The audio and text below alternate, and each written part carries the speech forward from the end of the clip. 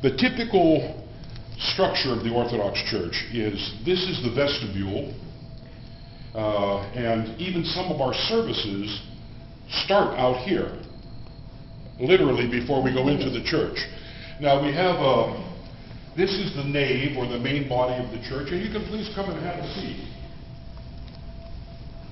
Of Orthodox architecture, that every Orthodox church you go into, no matter whether it be Greek, Russian, Serbian, Syrian, Ukrainian, Albanian, you will always see an icon screen which separates the altar area from the nave of the church. Only those people who have a job to do are permitted into the altar area. Unfortunately, no women. Obviously, because women are not priests. But these icons that you see here on this icon screen, I think, are originally from the old church. They are rather a Western type of iconography. I mentioned that the name of the church in English is St. Hope, and this is an icon of St. Hope. And again, remember the connection between Hope and Hopewell.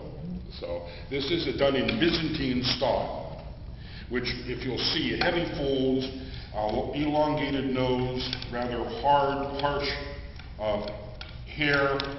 This is typical of Byzantine classical art that's found in the Orthodox Church. As I said, on the icon screen there, you'll see that it's more Western, it's more photographic, but this is traditional. The choir in this church is seated over there on the left, and that stand here is the cantor stand, where our cantor leads in some of the services. This is the bishop's throne. When the bishop comes to the church, he is seated here amidst the congregation. Unlike Vatican II and the Roman Catholic Church, especially, where they move the altar to the front and the priest stands facing the people, the Orthodox priest stands with his back to the people in front of the altar table as one of the worshiping congregation. He leads the congregation in the prayer, in the services, but is not performing anything for them. For example, when we do the Eucharist, Holy Communion, when the priest says, and make this bread the precious body of thy Christ, the entire congregation says, Amen. And that which is in this cup, the precious blood of thy Christ, the entire congregation says, Amen. So it's not the priest doing something magical, but the entire congregation participates in the consecration of the sacrament of the Eucharist. Weddings, Orthodox weddings usually take place right here.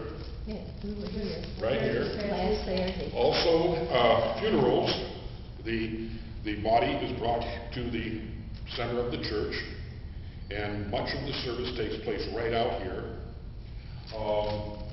As I said, only those people who have a role to play in our divine worship are permitted, and we have entrances into the altar area through these are called deacon's doors. So you'll have processions, altar servers who will come in and out of the sanctuary. And it's kind of interesting, in many of the churches, they refer to the entire body of the church as the sanctuary. For the Orthodox, the sanctuary is behind this screen. We call that the altar area or the sanctuary. As I said, the original church was started by the congregation in 1917, this church in 1967. I'm going to be quiet and ask you if you have any questions or comments that I can help you with. When you buy a candle, I know that a lot of the Greek people have their patron saint. Yes. Is that what they... Yes, see them light candles. There is a classic book that I think now is out of print about the Orthodox Church, and it's called Candlelight Kingdom. You will probably never enter another church that uses candles as much as the Orthodox do. For example, when you came in, to your right, there is a large sandbox to where the people come in, and as part of their prayer offering, they purchase a candle and light it and put it in there. And this candle can be given for many reasons. You can do it just as a thanksgiving to God. You can do it in memory of a loved one who has fallen asleep in the Lord. You can do it on anniversaries, birthdays, patron saints' days.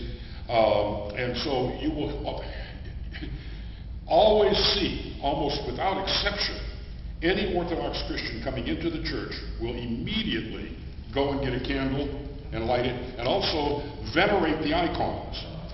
The candles galore, candles in processions, candles that, and as I said, it's a prayer offering where the people come and they'll light a candle for various reasons. The icons that you see, and in fact, if you look into the altar area on the back wall, you will see all kinds of icons there for feast days and saints' days. When you came in, the icon of Saint Hope. Each Orthodox church, when you walk into the church, the name of the church will be visualized in the icon. For example, if, let me say it's the icon of let's say it's the Church of the Resurrection, you would have an icon of the resurrection. So even if you didn't know the name of the church, you could tell by the main icon in the vestibule what the name of the church was.